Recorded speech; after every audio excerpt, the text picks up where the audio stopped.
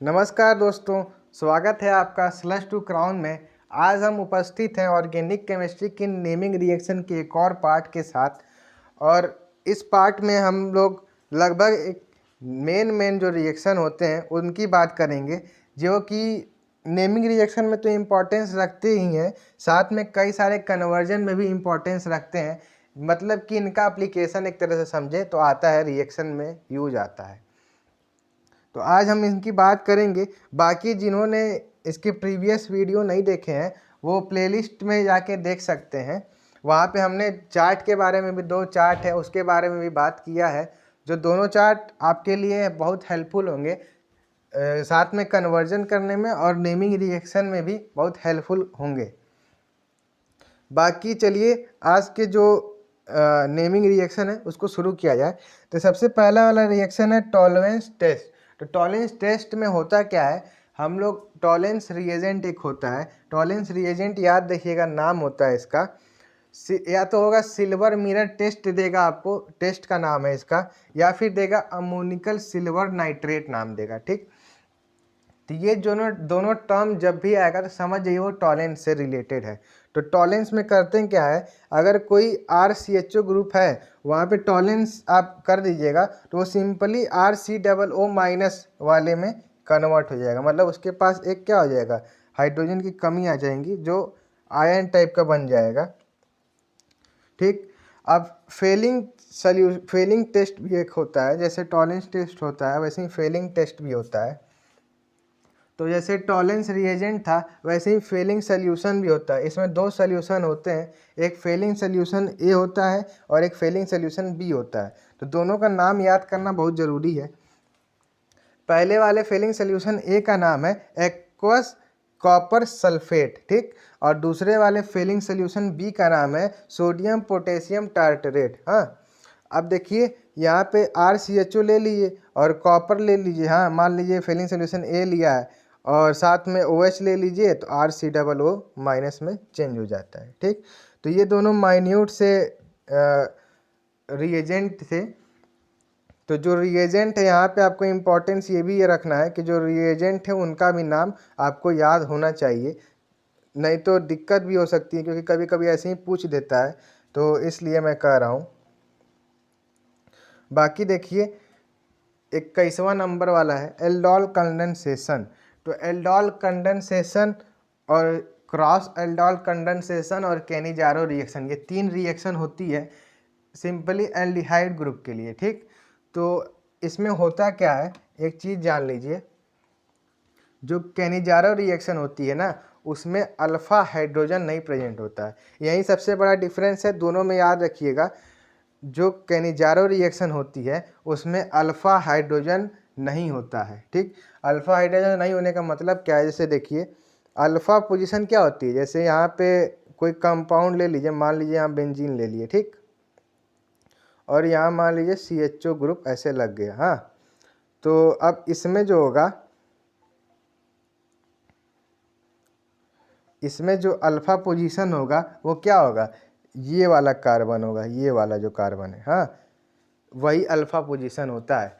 मतलब कहने का मतलब ये है कि अगर जैसे CH3CHO ऐसे दिया है ना और इधर भी एक कार्बन दिया है, तो अल्फा पोजीशन उसको कहते हैं जो कार्बन जस्ट फंक्शनल ग्रुप के बगल में होता है, उसको अल्फा कार्बन कहा जाता है। ठीक, और उस पे जो हाइड्रोजन होते हैं ना, उस कार्बन के ऊपर जो हाइड्रोजन होते हैं उसको हम लोग कहते हैं अल्फा हाइड्रोजन। ठीक, और उसके बगल वाले कार्बन को बीटा कहा जाता है, और उस पर जो हाइड्रोजन होते हैं उसको क्या कहते हैं, बीटा हाइड्रोजन कहते हैं। ठीक, ये माइन्यूट सा डिफरेंस था, ये याद कर लीजिएगा।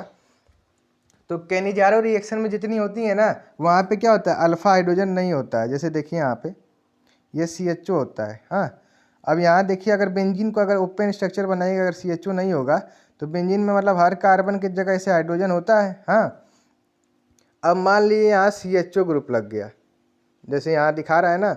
अब यहाँ पे पहला कार्बन है तो पहले कार्बन में ये अल्फा कार्बन होगा इसके रिस्पेक्ट में, अल्फा कार्बन के पास हाइड्रोजन है ही नहीं यहाँ पे। तो समझ रहे हैं ना कि जहाँ पे अल्फा हाइड्रोजन नहीं होगा जिस जिस रिएक्शन में, वहाँ पे केनिजारो लगता है।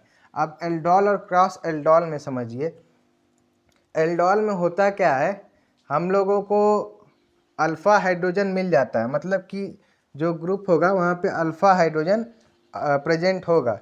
क्रॉस एल्डोल में भी अल्फ़ा हाइड्रोजन प्रेजेंट होगा। बस डिफरेंस क्या हो जाता है, जो एल्डोल होता है ना उसमें जो भी आप कंपाउंड लीजिएगा वो 2 मोल लीजिएगा। हाँ,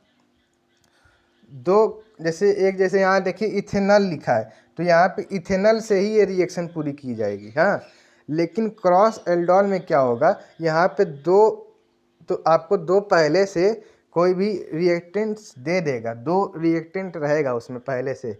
अगर एक रिएक्टेंट रहेगा उसको 2 बार करके आप करिएगा तो वो एल्डोल हो जाएगा, और अगर 2 रिएक्टेंट पहले से दिया है तो वह क्या हो जाएगा, क्रॉस एल्डोल हो जाएगा। ठीक, तो ये डिफरेंस था तीनों रिएक्शन में।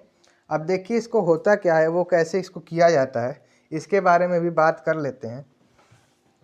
तो देखिए करते क्या है, सबसे पहले ये जैसे यहाँ पे CH3 CHO ग्रुप लिखा है। हाँ, तो ये देखिए ऐसे हमने लिख लिया, ये CH3 हाइड्रोजन होगा।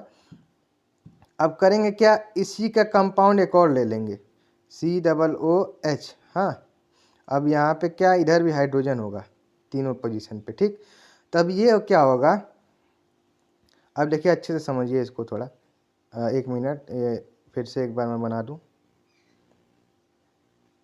ये CHO ग्रुप है और इसको हम लोग किसके साथ रिएक्शन कर रहे हैं, फिर से इसी के एक और जैसे कंपाउंड के साथ हम लोग रिएक्शन करा रहे हैं। हाँ, तो क्या होगा, सिंपली ये वाला जो हाइड्रोजन है ना इस पोजीशन पे, वो यहाँ पे आएगा। जब ये दोनों कार्बन आपस में से जुटेंगे ना, तो यहाँ वाला हाइड्रोजन आके क्या कर देगा, यहाँ OH बना देगा। देखिए अब यहाँ पे कैसे आएगा, तो यहाँ पे जो दिखा रहा है यही स्ट्रक्चर बाद में आ जाता है, समझे। अब यहाँ पे जैसे हम लोग पहुँच गए OH में, अब देखिए ये कैसा स्ट्रक्चर ऐसे बना, यहाँ OH है, बाद में यहाँ भी C है, यहाँ CHO लगा है।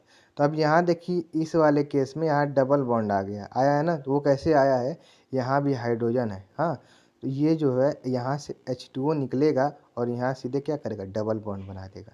तो यही होता है क्रॉस एल्डोल कंडेंसेशन में, यही होता है। अब क्रॉस एल्डोल में क्या होता है, कोई दिक्कत का नहीं है इसमें। क्रॉस एल्डोल में मैकेनिज्म एकदम सेम होती है, बस होता क्या है, यहाँ पे 2 अलग अलग रिएजेंट आ जाते हैं। सिंपली पहले जो है, पहले वो ऐसे ही बनाएगा। हाँ, जैसे इधर दिया है, ये जो है ना, पहले ये जो पोजीशन ये जो बनाई है, पहले ये भी क्रॉस एल्डोल में भी ऐसे ही यहाँ पोजीशन बनाएगा, उसके बाद वाटर निकालेगा तो ये बन जाएगा ये जो भी कंपाउंड बनता है। ठीक, तो क्रॉस एल्डोल भी समझ गए। अब केनिजारो रिएक्शन देखिए, तो केनिजारो रिएक्शन में मैं बात किया था ना कि अल्फ़ा हाइड्रोजन प्रेजेंट नहीं होता है। तो अल्फ़ा हाइड्रोजन ना होने के कारण, अभी जैसे मान लीजिए आपको कई कंपाउंड दे देगा जिसमें अल्फ़ा हाइड्रोजन नहीं होगा, तो वहाँ पे भी आपको कुछ करना होगा, तो वो वहाँ पे क्या होता है, केनिजारो रिडक्शन रिएक्शन होती है। ठीक, तो अब इन सबको पहले एक चीज़ जान लीजिए कि इन सबको करने के लिए ना देखिए NaOH की ज़रूरत पड़ेगी। NaOH जितना भी NaOH, हाँ तीनों में, तो ये भी याद रखिएगा NaOH की ज़रूरत पड़ती है तीनों में। तो अब इसमें 2 प्रोडक्ट बनता है केनिजारो में, याद कर लीजिएगा। जो भी RCHO रहेगा ना, अब उसको NaOH के साथ करिएगा तो एक बनता है RCH2OH, एक OH वाला ग्रुप बनता है, और एक RCOO माइनस यहाँ होता है। अब माइनस होने का मतलब क्या है, अब जैसे यहाँ पे हम लोग NaOH लिए हैं ना, तो यहाँ पे Na प्लस हो जाएगा, तो यहाँ पे जो माइनस क्रिएट होगा ना वो यहीं पे आ जाएगा। Na जैसे यहाँ पे है प्लस में, तो यहाँ Na आ जाएगा। अगर यहीं पे KOH रहता तो यहाँ पे क्या आ जाता, COOK आ जाता। समझ गए ना, तो यही है, दोनों में माइन्यूट सा डिफरेंस है। बाकी देखिए लास्ट जो है इसका कोल्बे इलेक्ट्रोलिसिस, तो ये सिंपली अगर कोई, जैसे यहाँ पे हम लोग अभी देखे थे ना माइनस, तो अब यहाँ पे देखिए माइनस के साथ ये जो कंपाउंड है ये बन गया है, तो हम लोग इसका बस इलेक्ट्रोलिसिस करा देते हैं सिंपली। तो इलेक्ट्रोलिसिस में क्या होता है, ये वाला जो आपका ग्रुप है ना, ये पूरा एसीटेट वाला, वो वाला सिंपली एथेन में चेंज हो जाता है। मतलब जो अब जैसा कार्बन की चेन रहेगी उस हिसाब से चेंज हो जाएगा। ठीक, तो ये थे आज के नेमिंग रिएक्शन के पूरे नाम, और आने वाले जो लास्ट, इसके बाद वाला जो वीडियो होगा वो लास्ट होगा नेमिंग रिएक्शन का। तब तक के लिए नमस्कार।